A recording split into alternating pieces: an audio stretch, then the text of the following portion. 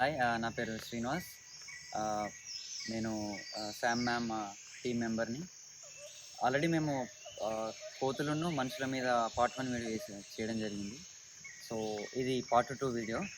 So, జనరల్‌గా ఏందంటే మా పార్ట్ 1 వీడియోలో మనుషులు, కోతుల మధ్య జరిగే సంఘర్షణ, తర్వాత ఏ ఇబ్బందులో అవి మనం తెలుసుకోవడం జరిగింది. కానీ ఇక్కడ నేను కొన్ని అంటే సైంటిఫిక్‌గా నేను పరిశోధనలో ఉన్నప్పుడు కొన్ని గమనించిన విషయాలు మేము మీకు కొన్ని చెప్పబోతున్నాం. సో, అందులో ఏందంటే మోస్ట్‌లీ జనరల్‌గా మనము అడవులు తగ్గిపోయినాయి. తర్వాత గుట్టలు ఇవన్నీ తగ్గిపోయినాయి కాబట్టి కోతులు ఆహ్, మన జనాల్లోకి వస్తున్నాయని అనుకుంటున్నారు. కానీ ఫారెస్ట్ డిపార్ట్మెంట్స్ వాళ్ళ ప్రకారం, తర్వాత కొన్ని పరిశోధనల ప్రకారం ఏందంటే కోతులనేది మనిషి తినే ఆహారానికి అలవాటు పడ్డాయి. అంటే ఎగ్జాంపుల్ ఏందంటే జనరల్‌గా మనం ఒక లేస్ ప్యాకెట్ తిన్నాం. ఒక బిస్కెట్ ప్యాకెట్ తిన్నాం. రైట్? సో, దాన్నేమైతుందంటే ఆ ప్యాకెట్‌ని మనం బయట పడేస్తున్నాం. బయట పడేయడం వల్ల ఈ కోతులనేది ఆ బిస్కెట్ రుచికి, తర్వాత లేస్ రుచికి అలవాటు పడ్డాయన్నట్టు. దానివల్ల ఏమైతుంది, ఓకే. ఇంత మంచి ఫుడ్ ఇక్కడ దొరుకుతుంది. కాబట్టి వీళ్ళ దగ్గర ఉంటే ఏందంటే మనకు ఫుడ్ దొరుకుతదనేది. So, they are changing behaviour change అయితుందన్నట్టు. అదొకటి. తర్వాత ఏమైతుందంటే ఇప్పుడు ఒక చెట్టెక్కి ఫ్రూట్‌ని తీసుకోవాలంటే వాటికి టైం పడతది. అదే ఒక ఇంటి నుండి ఒక బిస్కెట్ ప్యాకెట్‌ని దొంగలించడం ఈజీ. కాబట్టి అవి ఈజీ ఫుడ్‌కి అలవాటు పడిపోతున్నాయి. అదొకటి. ఇంకొకటేందంటే మనము చెత్తాచెదారం గూడా అక్కడిక్కడ పడేయకుండా చూసుకోవాలి ఖచ్చితంగా.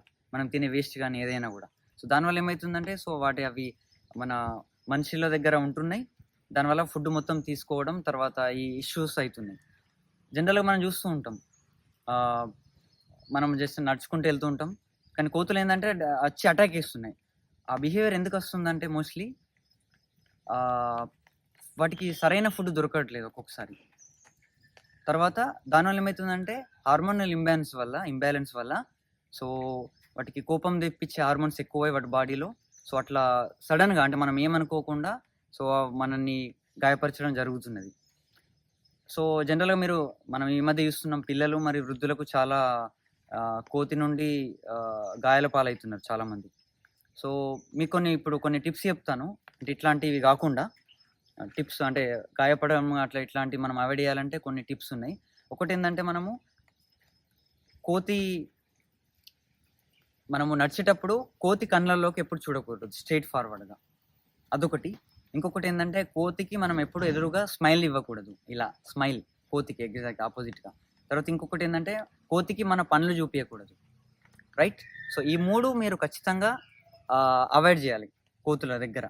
తర్వాత వాటి చిన్న పిల్లలున్నాయనుకోండి, వాటి పిల్లలుంటారు.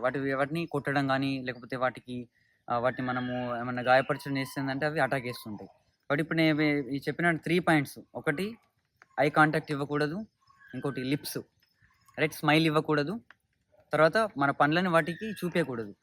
ఇవేందంటే ఇవి ఎవల్యూషన్‌లో ఏందంటే మనకు థ్రెట్ సిగ్నల్స్ అన్నట్టు వాటికి. సో, వీటి వల్ల ఏమైతది, సో, అరే! ఓకే. అవి మేబీ మమ్మల్ని కొరకడానికి వస్తున్నాయేమో, లేకపోతే ఐ కాంటాక్ట్ అనేది very crucial. So they think negatively and they will come and they will bite us. Okay. కాబట్టి మీరు ఈ పాయింట్స్‌ని ఖచ్చితంగా గుర్తుపెట్టుకొని మన కోతుల నుండి ఇబ్బంది పడరని కోరుకుంటున్నాం. Okay. Thank you so much.